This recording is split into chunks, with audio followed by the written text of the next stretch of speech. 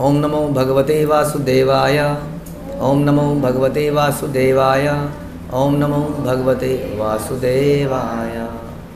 श्रीमद्भागवतम चौथा कैंटो 27वां अध्याय और 15वां श्लोक। तो हमने सुना था कि चंडवेग आ चुका है, और चंडवेग जब आया तो पुरंजन नगरी आराम से, गेट में द्वार तो थे, द्वारपाल द्वार भी लगे थे, लेकिन चंडवेग के सैनिक घुस गए, अलग अलग दरवाज़ों से घुस गए। क्यों घुस गए? क्योंकि गार्ड सो रहे थे। गार्ड सो रहे थे का क्या मतलब है? कि हम सतर्क नहीं थे, हमने अपनी आँखों को खुला रखा था। खुली रही आँखें, क्या है वो, तेरे आने का इंतज़ार था। हाँ, खुली, हमने भी आँखें खोल रखी हैं। कुछ भी इसके आगे ले आओ, कोई पोस्टर ले आओ, कोई फिल्म ले आओ, कोई ऐड ले आओ, खुली रही आँखें, खोल रखी आँखें, कुछ भी ले आओगे। वैसे ही खोल रखी है जीभ, कुछ भी ले आओ, ले आओ, क्यों, जो अच्छा लगे, यहाँ टच करके जो मज़ा है थोड़ा, बस वो ले आओ।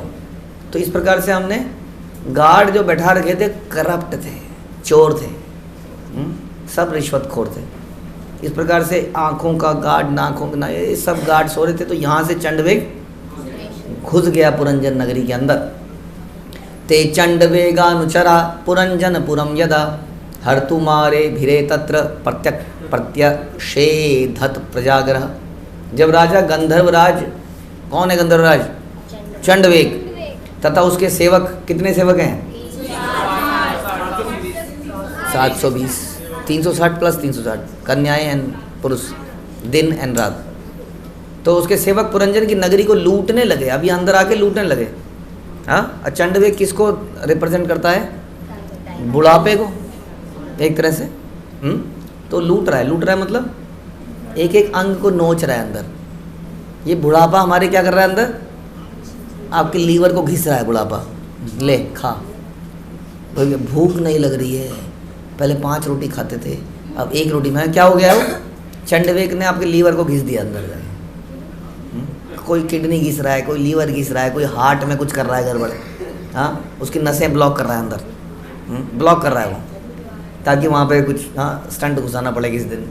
तो सब लोग अपना अपना काम कर रहे हैं। कौन कर रहा है? ये चंडवेग के सैनिक शरीर के अंदर काम कर रहे हैं। तो ये लूटने लगे नगरी को। तो अचानक से नगरी का एक और वो था गार्ड, 5 फनों वाला एक सर्प ने नगरी की रखवाली करनी शुरू कर दी। ये एक्टिव हो गया। ये कौन है? ये है हमारी वायु, प्राण वायु। 5 प्रकार की वायु होती हैं इसमें, 5 फन वाला। इसका नाम है, प्रभु बता रहे हैं, प्राण, अपान, व्यान, उदान और समान। हाँ, ये अंदर अलग अलग प्रकार की वायु चलती हैं। हाँ, ये नब्ज देखते हैं ना, आदमी मर जाता है तो ये नब्ज, ये सब चीज़ें, वायु जब तक अंदर चल रही है, ये सब चीज़ें चल रही हैं तो ये हो रही है। उसके बाद ये सब वायु शांत, कोई वायु नहीं उसके बाद। तो ये वायु है, जीवित होने का एक लक्षण है ये प्राणवायु हमारे अंदर। हाँ, आत्मा के जाने के बाद ये प्राणवायु फुस खत्म।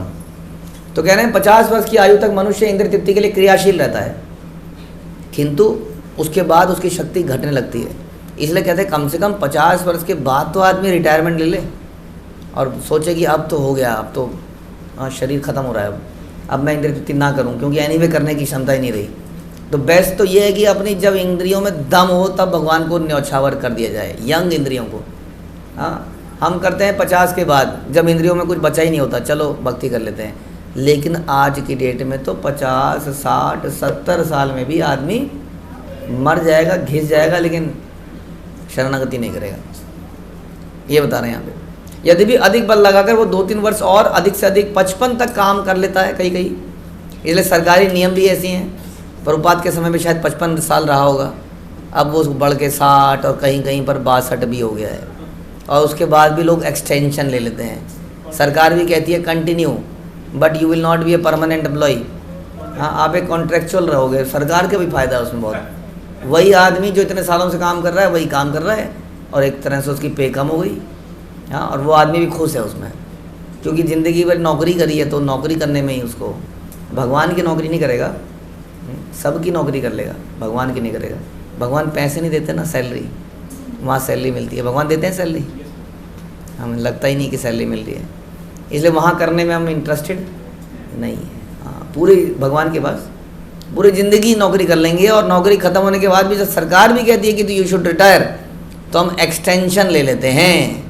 बताइए, आपको बोला था कि आपको प्रसाद बांटना है प्रभु जी, रात को 6 बजे से लेकर शाम को 9 बजे तक, 9 बज गए तो हम कहते हैं प्रभु जी 9 बजे तक की बात हुई थी, ये लोग तो यहाँ ख़त्म ही नहीं होंगे, ना प्रसाद ख़त्म हो रहा हमारे, हम तो जा रहे हैं, हम तो 9 बजे तक की बात हुई थी, हाँ इतनी बात हुई थी।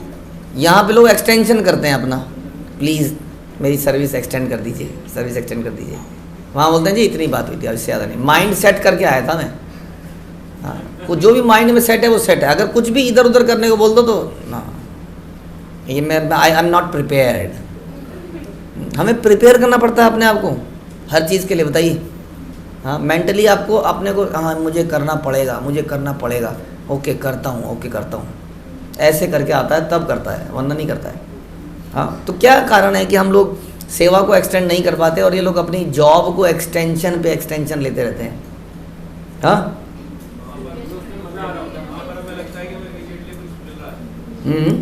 वहाँ पे हमें लगता है कि हमें कुछ मिल रहा है, ओके हाँ यहाँ लगता है कि शोषण किया जा रहा है। आप बताइए कि अच्छा ऐसा कौन सा श्लोक है जो बताता है कि आत्मा ययात्मा सुप्रसीदति, आत्मा को प्रसन्नता किस चीज़ से मिलती है? बताइए कौन सा श्लोक है भागवतम का जो बताता है कि आत्मा को ययात्मा सुप्रसीदति?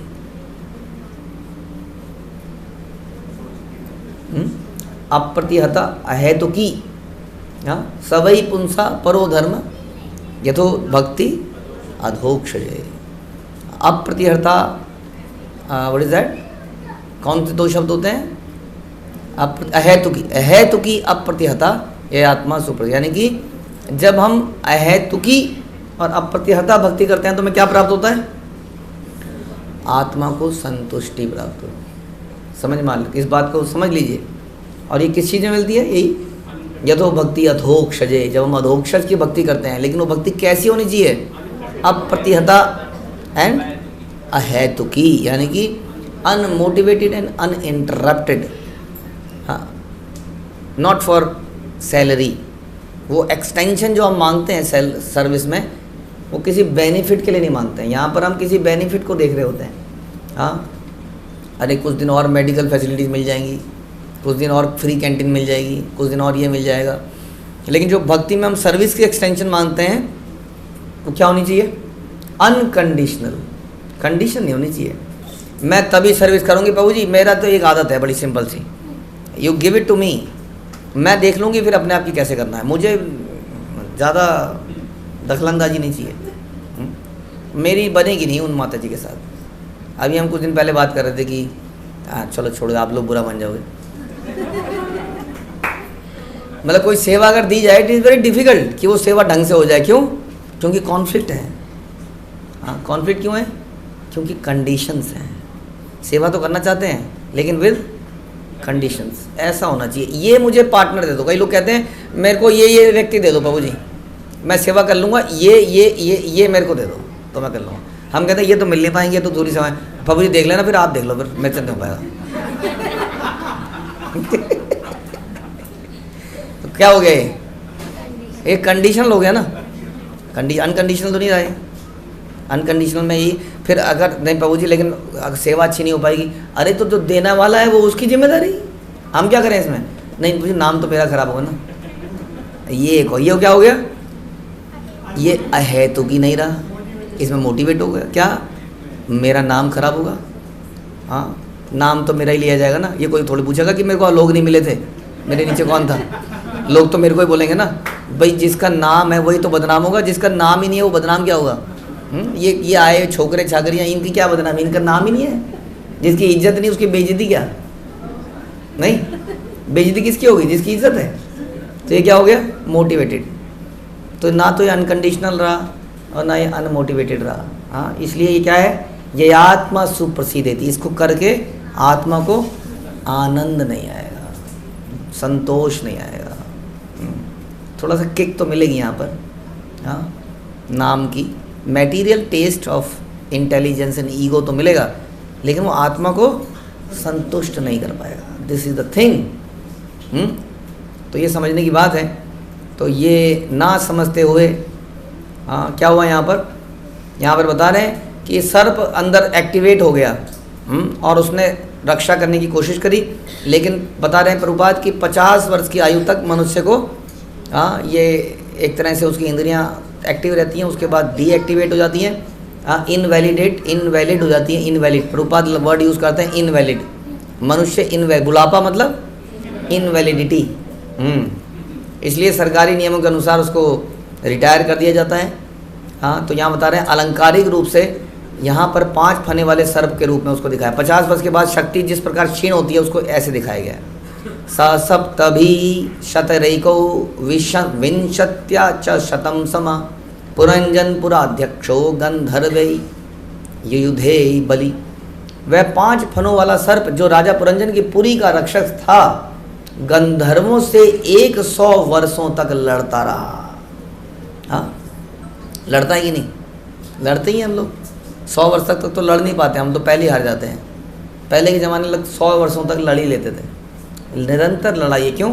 हमने बोला जिस दिन बच्चा पैदा होता है उसी दिन से क्या होता है, काउंट डाउन चालू हो चुका होता है। हमें लगता है कि हम ऊपर को जा रहे हैं, वास्तव में ऊपर नहीं जा रहे हम, मालूम आपको? अगर आप इतने बड़े स्केल पे देखेंगे तब हमें समझ में आएगा हम नीचे को आ रहे हैं भाई। टेम्परेरीली ऐसा लग रहा है कि हम ऊपर को जा रहे हैं। हम जवान हो रहे हैं, बच्चा बड़ा हो रहा है। बड़ा नहीं हो रहा है, बूढ़ा ही हो रहा है। वो डे 1 से वो बूढ़ा होना चालू हो गया है। यस, तो तभी हम कहते हैं हाउ ओल्ड यू आर। वो क्या कहता है 5 years ओल्ड, कहते हैं कि नहीं, ओल्ड। 5 साल बूढ़े हो गए हैं, पुराने हो गए हैं। तो इस प्रकार वो 100 वर्षों तक लड़ता रहा। वह उनसे अकेला ही लड़ा, यद्यपि उनकी संख्या 720 थी। 720 से अकेला लड़ा हो। प्रभुपाद बता रहे हैं कि न जायते म्रियते वा कदाचिन नायम भूत्वा भविता वा न भूया अजो नित्य शाश्वतम यो प्राणो न हन्यते हन्यमाने शरीर। तो आत्मा के लिए तो जन्म ही नहीं है, तो मृत्यु कहाँ से आई? एक बार जन्म लेकर वह कभी नहीं मरता नहीं है, वह जन्मा है, वह शाश्वत है, न मरने वाला है, न और पुरातन है। शरीर के मारे जाने पर भी उसका वध नहीं होता, लेकिन because of illusion, association with material energy, हम बार बार मरते हैं। हाउ सैड कि हम ओरिजिनली इमॉर्टल हैं। जिसको साइंस करने का प्रयास कर रही है वो हम ऑलरेडी हैं। कितनी अजीब सी बात है।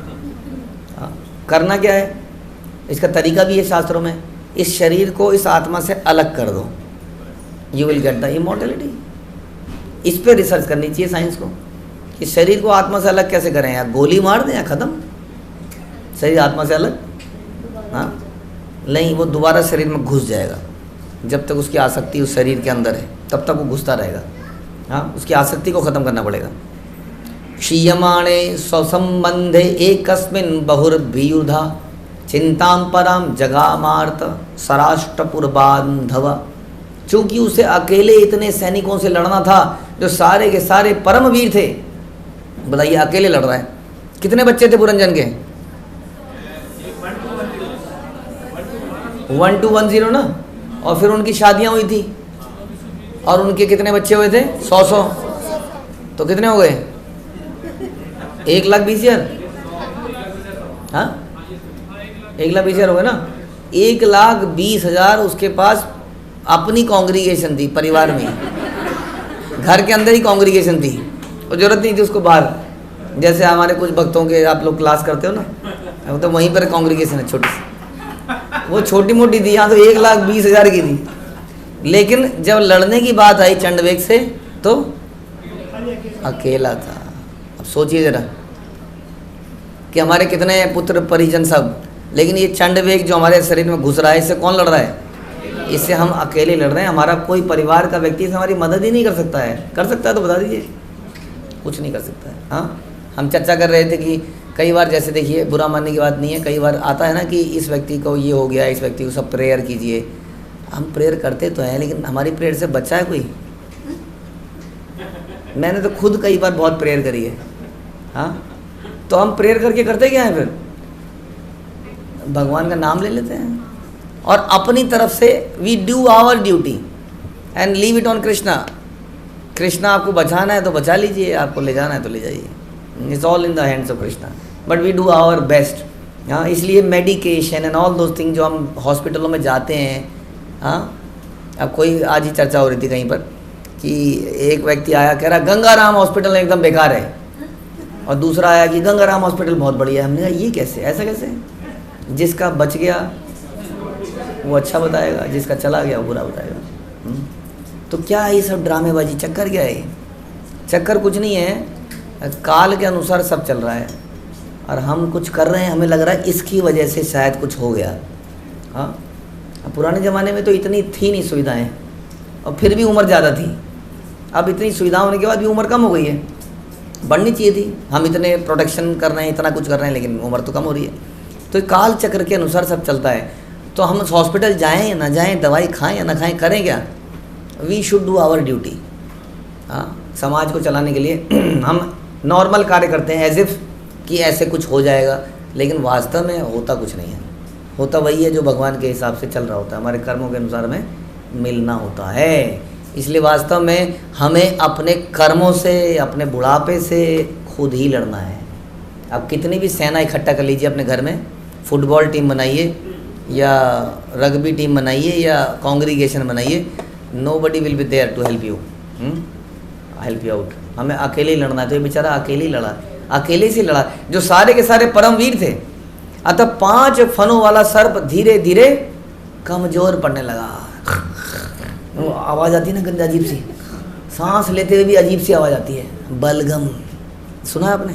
हाँ करता है वो, हर थूक में बलगम निकल रहा होता है बुढ़ापे में। जितनी बार थूकता है उतनी बार बलगम। ऐसा होने वाला है हमारे साथ।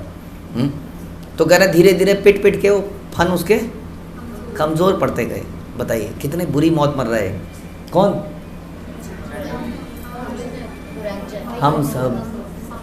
हम सब ऐसी मौत मर रहे हैं। धीरे धीरे पॉइजन हमारे अंदर जा रहा है, हम धीरे धीरे मर रहे हैं। और हमारा सांप धीरे धीरे जो लड़ता था एक ज़माने में, अब धीरे धीरे कमज़ोर पड़ रहा है। कमज़ोर पड़ रहा है कि नहीं?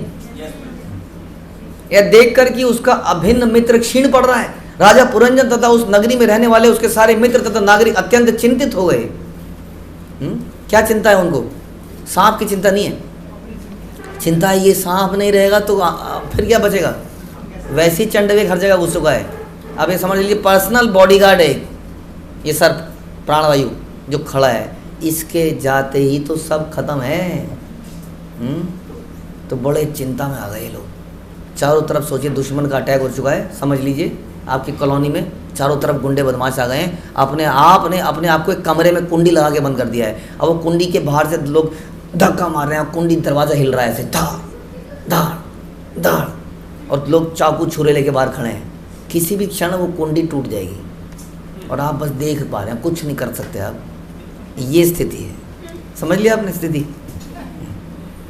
जीव तो शरीर के भीतर निवास करता है और शरीर के अंगों से अपने अस्तित्व के लिए संघर्ष करता है, जिन्हें यहाँ पर नागरिक और मित्र की संज्ञा प्रदान की है। हाँ, शरीर के अंग हमारे मित्र हैं, लेकिन वो अंग भी धीरे धीरे कमज़ोर पड़ जाते हैं। एक मनुष्य अनेक सैनिकों से कुछ काल तक लड़ता है, किंतु सदा के लिए कोई भी हम में से लड़ नहीं सकता। कौन सी दवाई खाएं, कौन सी पिल खाएं, कौन सा इंजेक्शन लगाएं, कौन सा ऑपरेशन कराएं, क्या कराएं बताइए कि हम बचे रह जाएं, जिंदा रह जाएं।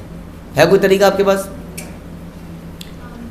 इसके बाद जीव घुटने टेक देता है। इस प्रसंग में भक्ति विनोद ठाकुर का गीत है, वृद्ध काल आओल सब सुख भागल। जब मनुष्य बूढ़ा हो जाता है तो भौतिक सुख भोग पाना बड़ा कठिन हो जाता है। सामान्यतः लोग सोचते हैं कि धर्म और धर्मनिष्ठा जीवन के अंत समय आते हैं। हाँ, धर्म कब करेंगे? बुढ़ापे में। और उस समय लोग अधिक ध्यान मग्न रहने लगते हैं तथा ध्यान के नाम पर यौगिक अभ्यास करते हैं। किंतु जिन लोगों ने इंद्रिय तृप्ति में जीवन बिताया है वो ध्यान कैसे लगाएंगे?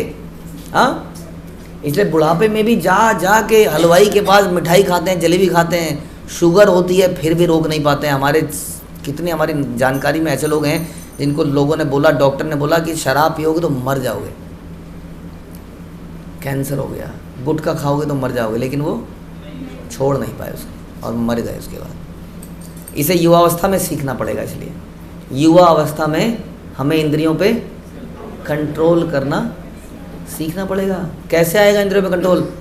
उसका लक्षण क्या है? सवेरे जल्दी उठना, बैठ के माला करना। कितना मुश्किल काम है बताइए, बैठ के माला करना ईमानदारी से? मुश्किल है। जब जब हम उठ जाते हैं तब तब हम अपने मन को कहते हैं तू जीता और मैं हारा, यू आर अ लूजर।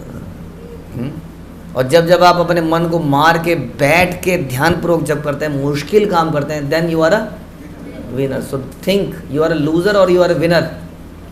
क्या है? लूजर है, विनर है? क्या हम अपनी माला को बैठ के कर पाते हैं ध्यानपूर्वक सवेरे जल्दी उठ के? तो हम अपने मन से हार जाते हैं। और जिस प्रकार हम मन से हारते रहेंगे, बुढ़ापे में हम कुछ नहीं कर पाएंगे, हम उस वक्त नहीं कर पाएंगे। ये बता रहे हैं यहाँ पर प्रभुपाद कह रहे हैं इसको युवावस्था में सीखना होगा। ध्यान धरने के लिए आवश्यक है कि सभी प्रकार की इंद्रिय तृप्ति से विमुख रहा जाए। दुर्भाग्यवश ध्यान उन लोगों के लिए फैशन बन गया है जो बहुत विषय वासनाओं में लगे रहते हैं। वो गुरु धारण करते हैं, ध्यान लगाते हैं, जीवन के लिए संघर्ष करते हुए ऐसे ध्यान का कोई अर्थ नहीं है। यानी प्रभुपाद कह रहे हैं जीवन का संघर्ष भी तो कम करो। किस लिए संघर्ष कर रहे हो भाई बताइए? जहाँ रहना ही नहीं है उसके लिए संघर्ष कर क्यों रहे हो? क्या कहेंगे इसको? नमाम प्रपद्यन्ते मूढ़ा, नमाम दुष्कृतनाम मूढ़ा प्रपद्यन्ते नराधमा।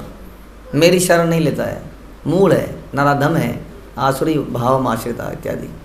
मेरा ध्यान, मेरे प्रति शरणागति नहीं करता है, लेकिन जीवन संघर्ष करता है।